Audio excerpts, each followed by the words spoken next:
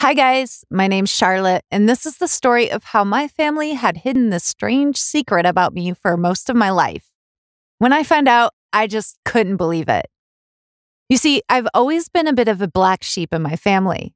My parents' dream for me was to get married, start a family, be a good wife to my husband. But I wasn't up for it. I wanted to go to a university. I wanted a career. There was this weird feeling that we were strangers, that we spoke different languages. They knew the answer as to why, but it would take some time for me to finally learn the secret. It all started to unravel when my 16th birthday was coming up. My dad was really old, and when he reached 65, he was diagnosed with Alzheimer's. This one time, I came home from school and he started shouting at me, "Get out of my property!" I spent a couple of hours at our neighbor's until my mom came home. And because my dad's illness was getting worse, they started talking about how much of my life he would miss. They even started to talk about arranged marriages like it wasn't the freaking 21st century. Then one day, my friend Kaylee showed me this science book she had gotten about DNA and cloning, and we were hooked. There was an entire chapter on inherited diseases and testing for them. And then I wondered, could I have inherited Alzheimer's? I tried convincing my parents to take the DNA test, but for some reason, they hated the idea. "No, and I don't want to hear any more about it," said Mom. To change the topic, they even started talking about their friend's kid who was studying to become a doctor and would be a perfect match for me. I was furious, and I walked out of the room immediately, but I still managed to hear them whispering. What if she keeps asking questions? Should we tell her? Now I was really curious, because there really was something I could find out with this test. So one day, my dad was asleep on the couch, drooling. I put some of his spit in the test tube and sent them out. But the whole waiting process was even crazier.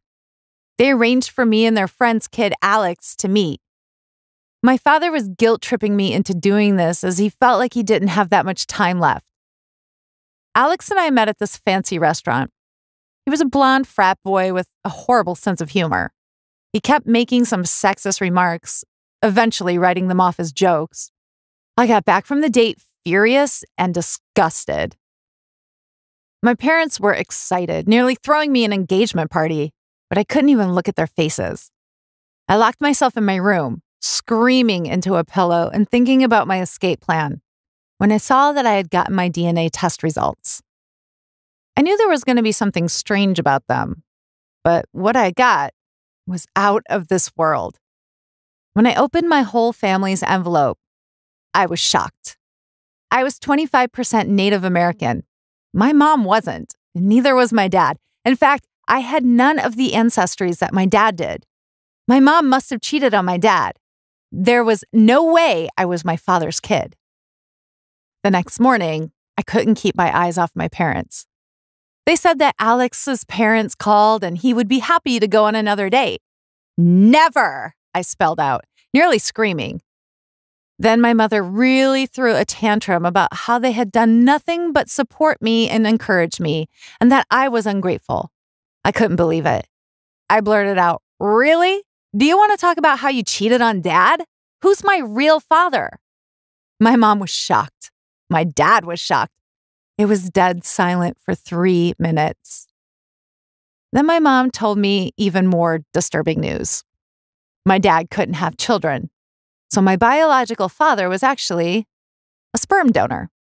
I asked my mom who this mysterious person was, and she told me he was a tall professor with black hair and dark amber eyes.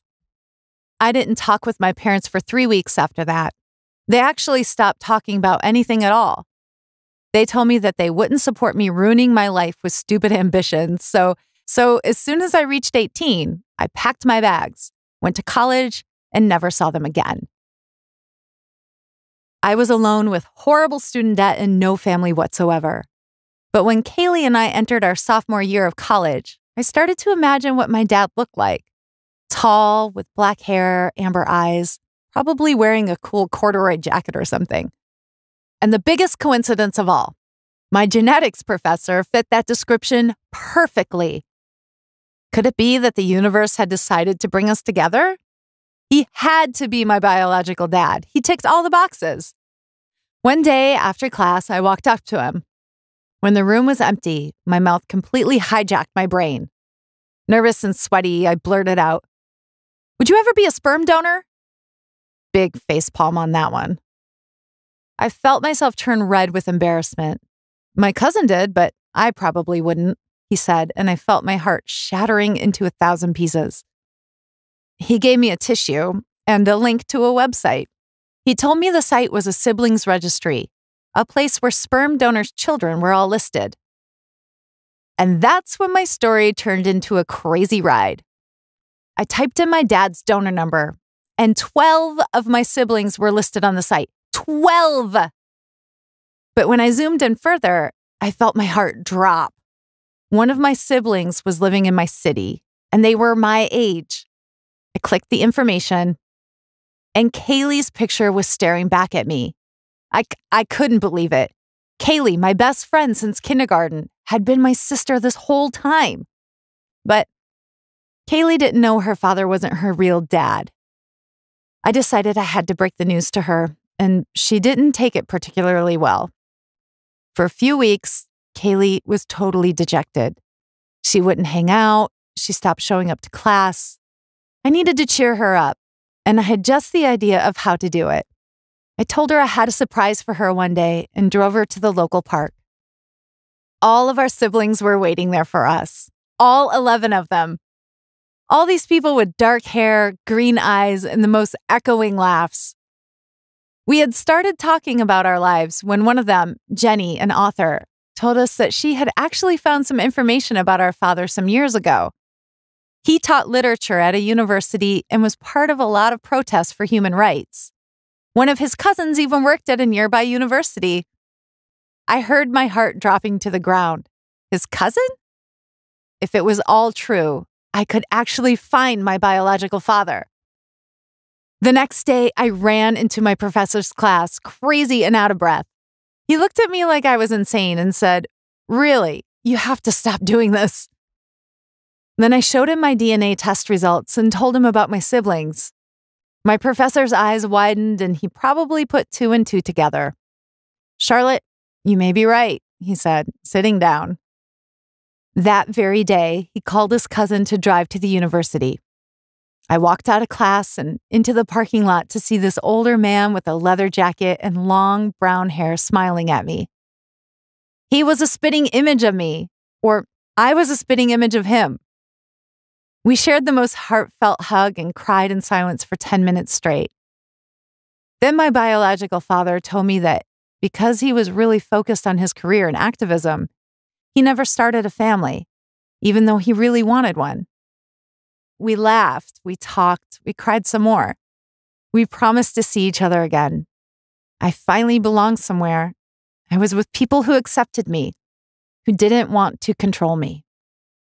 After all of this, I even reconciled with my parents, who, after some time, finally decided to let me live my life the way I want to. I did actually find the love of my life. He was an activist and a young professor at a nearby college.